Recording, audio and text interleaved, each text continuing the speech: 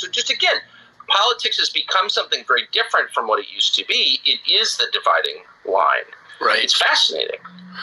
Yeah, it really is. And you've seen friendships destroyed over it. You've seen, over this, if someone took a stand about a vaccine or about January 6th or said something on a social media post, their friendship is done. I mean, they've been excommunicated, basically because of this. And you see, it's crazy, but that's mostly one way, though. I mean, I wouldn't, obviously, I'm not going to take an untested vaccine because the government tells me to. That's insane. So I didn't, and I don't judge others who did, but I would never take that, so I did not take the vaccine. No way. And now I'm really happy that I didn't.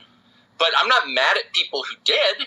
Like, I have family members who did, loved ones who did. Like, I'm not mad that they took the vaccine. I feel sorry for them secretly, but I wouldn't even say that. But if I go and say, well, I would never take an untested vax, like I trust Pfizer, I don't think so.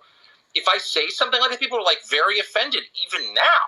And it's really kind of only in one direction. I'm sorry, that has been my experience. I think you're right. And I feel so sorry for the people who were 70 years old and, they're not maybe as plugged in as you or I are and understanding what a corrupt, sort of criminal organization companies like Pfizer are actually. And they just go along with what, someone in their community told them to do, or there was the community center set up a vaccine drive. And so grandma felt like that was the best thing to do. The family was pushing them. Exactly. So why should we be angry at grandma for doing what the community was telling her to do? It seems insane. No.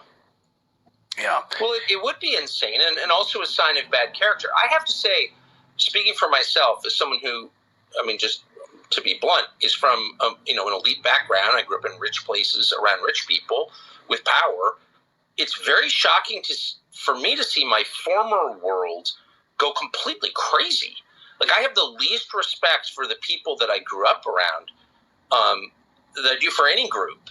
I'll say this. Like, no one's Guatemalan housekeeper has ever yelled at me, ever. And I don't expect ever to be yelled at by a Guatemalan housekeeper. I'm dead serious. And I've taken pictures of quite a few Guatemalan housekeepers. Oh, Mr. Carlson, you are so great. Thank you.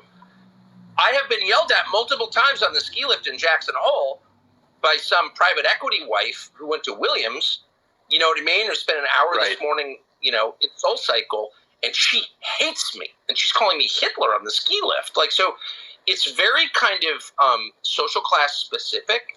I find that the most radical people by far are the ones who've been the greatest beneficiaries of the rotten system that people like Trump, whatever his faults, called out. Or me, and I'm a product of that system, so I think I can fairly assess it. Like, I know how rotten it is because that's where I'm from. Those people are the craziest of all. It's 45-year-old, angry, liberal, white female lawyers. They are the maddest people I've ever met in my life. If I never meet another 45-year-old female attorney who went to Williams, I will be happy because those ladies want to kill me.